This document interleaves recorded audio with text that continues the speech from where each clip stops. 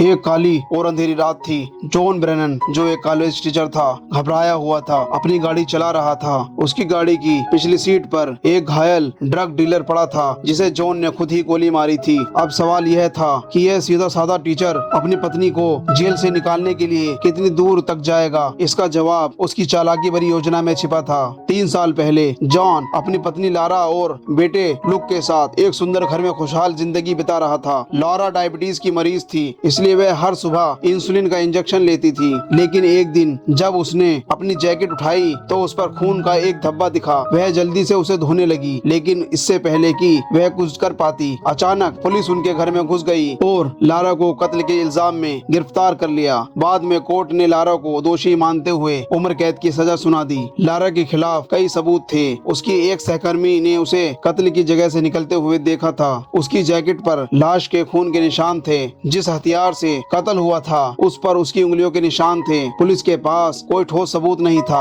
जो दोबारा जांच की वजह बन सके, लेकिन मौजूदा सबूत उसे दोषी साबित करने के लिए काफी थे। वकील ने जॉन से साफ साफ कह दिया, लारा अब कभी जेल से बाहर नहीं आ सकती। यह सुनकर जॉन ने ठान लिया कि वह खुद अपनी पत्नी को जेल से भगाएगा। जब वह लारा से मिलने गया तो उसकी आंखों में आंसू थे। लारा समझ गई कि अब कोई उम्मीद नहीं बची और वह रोने लगी। उसी रात जॉन को खबर मिली कि लारा को अस्पताल में भर्ती कराया गया है। वह तुरंत अस्पताल पहुंचा, लेकिन डॉक्टरों और पुलिस ने उसे लारा से मिलने नहीं दिया। बहुत कोशिशों के बाद उसे थोड़ी देर के लिए मिलने दिया गया। उसने देखा कि लारा के हाथों में हथकड़ी लगी थी और उसकी कलाई पर पट्टी बंधी थी। अब जॉन पूरी तरह से समझ गया था कि लारा ने खुद को मारने की कोशिश की थी। उसने उसी वक्त तय कर लिया कि वह लारा को जेल से निकाल कर ही रहेगा। जॉन ने जेल से भागने पर लिखी किताबें पढ़नी शुरू की। इसके बाद वह डेमन नाम के एक आदमी से मिला जो 7 बार जेल से भाग चुका था। डेमन ने उसे कुछ जरूरी बातें बताई। जेल की कमजोरियों को ध्यान से समझना होगा ताकि भागना आसान हो सके। पहले से ही एक ऐसी जगह तय करनी होगी जहां ज्यादा लोग ना जाते हों ताकि वहां छिपा जा सके।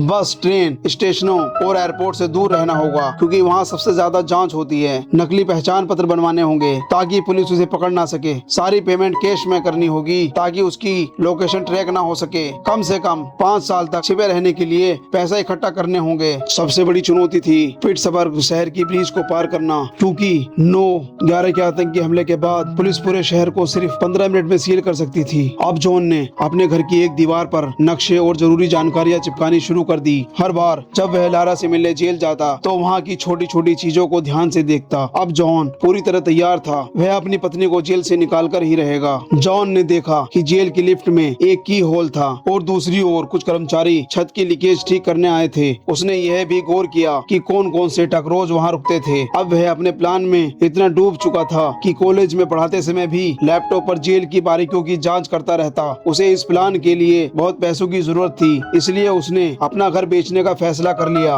अब जॉन को नकली कागजात बनवाने थे। इसके लिए उसने एक खतरनाक मोहल्ले में जाना शुरू किया। वहाँ उसने एक ड्रग डीलर से ऑक्सी कटिंग ड्रग खरीदना शुरू किया और धीरे धीरे उसकी बातों से नकली पासपोर्ट बनाने वाले का पता पूछ लिया। कई कोशिशों के बाद उसे एक आदमी मिला जिसने उसे बार में जाकर एक डीलर से मिलने को कहा, लेकिन वहाँ जॉन के साथ धोखा हो गया। कुछ गुंडे उसके पैसे छीनकर भाग गए। बार में बैठे माइक नाम के एक आदमी ने यह सब देख लिया। कुछ दिन बाद जब जॉन दोबारा उसी मोहल्ले में गया तो 2 बाइक्स ने उसका पीछा किया। जैसे ही वह घर पहुंचा, दरवाजे की घंटी बजी। दरवाजा खोलते ही जॉन ने माइक को सामने खड़ा पाया। माइक ने कहा वह उसके लिए नकली पासपोर्ट बना सकता है। जॉन ने उसे कुछ तस्वीरें और एडवांस में पैसे दिए। फिर उसने माइक से कहा, आज के बाद मेरे घर मत आना, मैं किसी और जगह पर पासपोर्ट लेने आऊंगा। माइक इसके लिए तैयार हो गया, लेकिन उसने एक चेतावनी दी, अगर मैं तय समय पर नहीं आऊं तो वहाँ से चुपचाप निकल जाना। इसके बाद जॉन ने एक दुकान से बंदूक खरीदी और वहीं पर उसे चलाने की ट्रेनिंग भी ली। फिर अगले दिन वह माइक की बताई हुई जगह पर पासपोर्ट लेने पहुंचा। कुछ देर इंतजार करने के बाद जॉन को लगा कि माइक लेट हो गया है, लेकिन फिर भी वह रुका रहा। थोड़ी देर बाद वहाँ खड़ी एक कार चली गई। तभी माइक वहाँ आया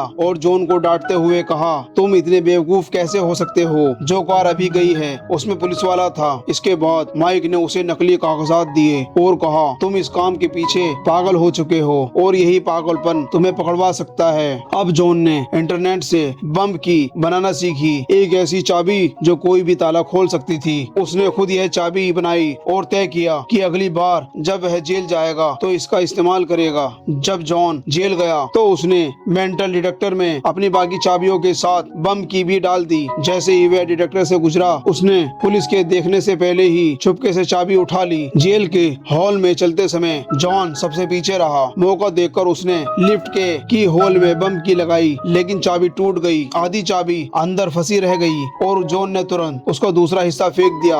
वह बेकसूर बनने का नाटक करते हुए वहीं खड़ा हो गया। कुछ ही देर में एक पुलिस वाला वहां आया और उसने टूटी हुई चाबी देख ली। इसके बाद पुलिस ने सभी बाहरी लोगों से पूछताछ शुरू कर दी। जब जॉन की बारी आई तो उसने सीसीटीवी फुटेज दिखाते हुए कहा, मैं तो इसमें दिख ही नहीं रहा। देखिए, मैं इस लंबे आदमी के पीछे था। पुलिस वाले को उस पर थोड़ा शक तो हुआ, लेकिन सिर्फ शक के आधार पर उसे रोक नहीं सकते थे, इसलिए उन्होंने उसे जाने दिया। जैसे ही जॉन जेल के दरवाजे से बाहर निकला, उसकी घबराहट साफ झलक रही थी। यह सब डिटेक्टिव किन ने देख लिया और उसे जॉन पर शक हो गया। अब से किन ने जॉन पर नजर रखनी शुरू कर दी, लेकिन जॉन इससे बिल्कुल अनजान था, बल्कि वह तो धीरे धीरे अपना घर का सामान बेचने में लगा हुआ था ताकि भागने के लिए जरूरी पैसों का इंतजाम कर सके। हर बार जब उसका भाई मिलने आता, जॉन छुप जाता। एक दिन दोपहर में जॉन लुक को पार्क ले गया। वहाँ लुक के दोस्त कैरी की मां ने उसे कैरी की बर्थडे पार्टी में बुलाया। बाद में जॉन फिर से अपने प्लान पर काम करने लगा।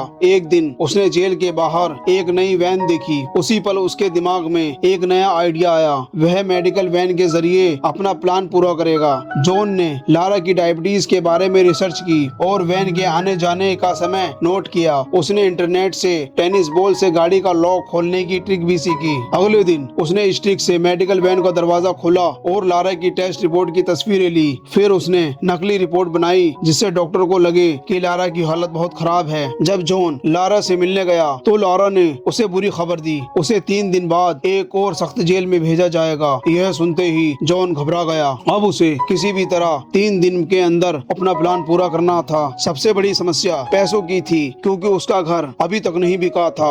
आखिरकार उसने बंदूक उठाई और बैंक लूटने निकला, लेकिन वहां पहुंचकर भी वह हिम्मत नहीं जुटा पाया। बाद में उसने लारा से कहा कि वह उसके ट्रांसफर के खिलाफ अपील करेगा। लारा गुस्सा हो गई और बोली कि जॉन सच्चाई को मानने को तैयार नहीं है। उसने कहा, तुम किसी सपने में जी रहे हो, जबकि असलियत कुछ और है। अंत में लारा ने उसे रोकने के लिए कबूल किया कि कत्ल उसी ने किया था। वह चाहती थी कि जॉन आगे बढ़े और अपनी जिंदगी फिर से बनाए, लेकिन जॉन को अब भी यकीन नहीं हुआ। इस बार उसने लारा से वादा किया, तुम हिम्मत मत हारो, मैं तुम्हें जेल से निकालूंगा। अब उसे किसी भी तरह पैसों का इंतजाम करना था। रात में वह एक खतरनाक मोहल्ले में गया और एक डीलर का पीछा करते हुए उसके बॉस के घर पहुंचा। मौका मिलते ही उसने डीलर को पकड़ लिया और धक्का देकर घर में घुस गया। घर के कुत्ते ने उसकी टांग काट ली, लेकिन जॉन ने बंदूक से धमकाकर कुत्ते को कमरे में बंद कर दिया। जॉन ने उनसे पैसे मांगे। डरकर उन्होंने जेब में रखे पैसे उसे दे दिए। एलेक्स बोला, तू किसी को मार नहीं सकता। कुत्ते तक पर गोली नहीं चला पाया, लेकिन तभी जॉन ने जमीन पर विस्की गिराकर आग लगा दी। एलेक्स बोला कि घर में एक बच्चा है। उसे बचाने के लिए वह ऊपर दौड़ा। जॉन ने भी डीलर को अपनी ढाल बनाकर उसके पीछे गया। असल में एलेक्स ऊपर बंदूक लेने गया था। जैसे ही उसने जॉन पर गोली चलाई, वह डीलर को लगी। एलेक्स ने फिर से हमला करने की कोशिश की, लेकिन जॉन ने उसे गोली मार दी। इसके बाद जॉन ने कमरों की तलाशी ली और पैसों से भरा बैग मिल गया। जब वह भाग रहा था, उसने देखा कि डीलर अभी भी जिंदा था और दर्द में तड़प रहा था। यही से कहानी शुरू हुई थी। जब जॉन घायल डीलर को अपनी गाड़ी में ले जा रहा था, रास्ते में उसकी गाड़ी की हेडलाइट भी टूटी हुई थी। जॉन ने सोचा कि डीलर को हॉस्पिटल ले जाए, लेकिन इससे पहले कि वह कोई फैसला करता, डीलर ने उसकी गाड़ी में ही दम तोड़ दिया। आखिरकार जॉन ने उसकी लाश एक बस स्टॉप पर छोड़ दी और अपने प्लान के मुताबिक पार्किंग लॉट में जाकर फेंस काटने लगा। उधर एलेक्स के घर में आग लग चुकी थी। पुलिस जांच के लिए वहां पहुंची और जमीन पर खून और टूटी हुई टेल लाइट का टुकड़ा मिला। इधर जॉन अपने माता पिता के घर चला गया और रात वहीं बिताई। बाद में जब उसके पिता ने उसका बैग उठाया तो उन्हें उसमें प्लेन टिकट दिखे। वह समझ गए कि जॉन क्या करने वाला है। सुबह जॉन से पहले जॉन ने लुक से कहा कि वह अपने दादा दादी को गले लगाए, क्योंकि वह जानता था कि यह उनकी आखिरी मुलाकात होगी। फिर उसके पिता ने भी उसे गले लगाया और भारी मन से अलविदा कहा। आज जॉन अपने प्लान को पूरा करने वाला था। उसने अपना सामान बांधा और प्लानिंग के सारे नक्शे कागज फाड़कर 2 अलग अलग कूड़े के बैग्स में डाल दिए। इसके बाद वह मेडिसिन सेंटर पहुंचा और वहां की फोन लाइट्स काट दी। फिर वह जल्दी से एक वैन में घुसा और लारा के ब्लड सैंपल्स बदलकर और उसकी जगह अपनी बनाई नकली रिपोर्ट रख दी। इसके बाद उसने लुक को उसके दोस्त कैरी की बर्थडे पार्टी में छोड़ दिया। जाने से पहले उसने कैरी कैरी की माँ से कहा, अगर मुझे आने में देर हो जाए तो लुक की जेब में उसके दादा दादी का फोन नंबर है। उधर हॉस्पिटल में जब डॉक्टरों ने नकली ब्लड रिपोर्ट देखी तो उन्होंने लैब में फोन करके कंफर्म करना चाहा, लेकिन फोन लाइंस बंद थी। डॉक्टरों ने इंतजार न करते हुए रिपोर्ट्स के आधार पर लारा को हॉस्पिटल में भर्ती कर लिया।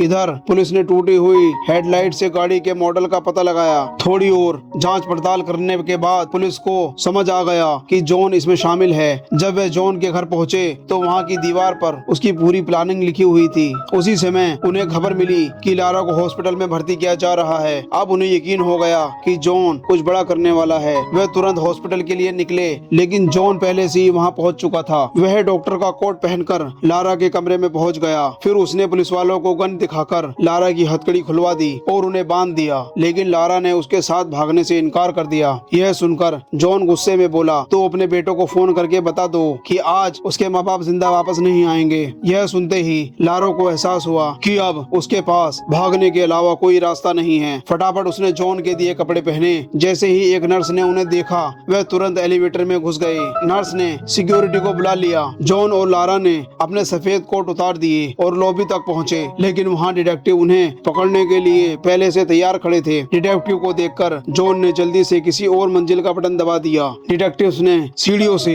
उनका पीछा करना शुरू कर दिया। जैसे ही एलिवेटर खुला, जॉन ने दोनों के कोट सीढ़ियों के पास फेंक दिए और फिर से एलिवेटर में चला गया। डिटेक्टिव्स को लगा कि जॉन और लारा सीढ़ियों से भागकर पार्किंग लॉट की ओर चले गए। वे भी तुरंत वहां पहुंचे, लेकिन असल में जॉन और लारा वापस लॉबी में चले गए थे। कुछ ही पलों में जॉन और लारा हॉस्पिटल के मेन दरवाजे से बाहर निकल गए। जैसे ही वे सड़क पार पहुंचे, जॉन ने जल्दी से अपनी जैकेट बदल दी। कुछ ही देर में वे एक बेसबॉल टीम के फैंस की भीड़ में घुस गए। यह भीड़ स्टेशन की तरफ जा रही थी। आखिरकार डिटेक्टिव्स के वहां पहुंचने से पहले ही जॉन और लारा ट्रेन में चढ़ गए, लेकिन मुसीबत अभी खत्म नहीं हुई थी। जॉन जानता था कि अगले स्टेशन पर पुलिस उन्हें पकड़ने के लिए तैयार होगी, इसलिए उसने अचानक ट्रेन की इमरजेंसी ब्रेक खींच दी। ट्रेन रुकते ही जॉन और लारा बाहर कूद गए। उन्होंने देखा कि उसी पार्किंग लॉट के पास थे जहां कुछ दिन पहले जॉन आया था। जॉन ने पहले से ही फेंस में छेद कर रखा था। वे उसी रास्ते से पार्किंग लॉट में पहुंचे। वहां जॉन की गाड़ी तैयार खड़ी थी।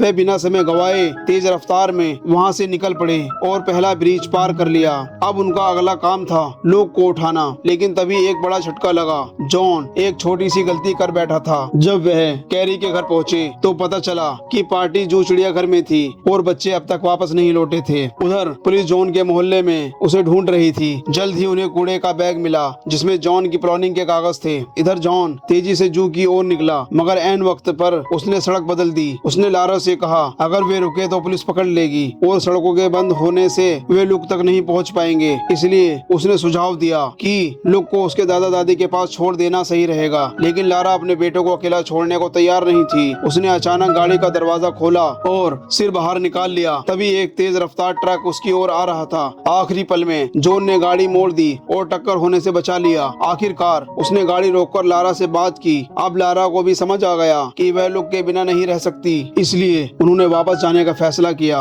वह सीधे जू पहुंचे और लुक को अपने साथ ले लिया। अब उन्हें किसी भी तरह चेक पॉइंट पार करना था। तभी जॉन के दिमाग में एक तरकीब आई। वह ट्रेन स्टेशन गया और वहाँ एक बूढ़े दंपति को कार से छोड़ने का ऑफर दिया। फिर वह उन्हें लेकर चेक पॉइंट तक पहुंचा। गार्ड्स एक जवान दंपति और उनके बच्चे वाली गाड़ी की तलाश कर रहे थे, लेकिन जॉन की कार में बूढ़े अंकल आंटी भी थे, इसलिए गार्ड्स ने उन्हें जाने दिया। आखिरकार जॉन ने अंकल आंटी को शहर में छोड़ा और सीधा कैनेडियन एयरपोर्ट पहुंच गया। जल्द ही उनकी तस्वीरें टीवी पर भगोड़ों की तरह दिखने वाली थी, लेकिन इससे पहले कि अलर्ट जारी होता उनके पासपोर्ट पहले से ही चेक हो चुके थे। सौभाग्य से इसी समय गार्ड की शिफ्ट बदली। नया गार्ड यह नहीं जानता था कि जॉन और लारा पहले ही एयरपोर्ट के अंदर जा चुके थे। इधर जॉन के घर पर पुलिस ने कोड़े में मिले कागज जोड़े। उन्हें हाइती देश की एक तस्वीर मिली। अब पुलिस ने तुरंत हाइती जाने वाली सभी फ्लाइट्स को रोकने का आदेश दिया, लेकिन इससे कोई फायदा नहीं हुआ। तब किन को एहसास हुआ कि उन्हें सिर्फ आधे कागज मिले हैं। असल में जॉन ने जानबूझकर गलत सुराग छोड़ा था ताकि पुलिस भटक जाए। जब तक पुलिस हाथी में उसे ढूंढती, जॉन अपने असली प्लान में कामयाब हो चुका था, क्योंकि असल में जॉन और लारा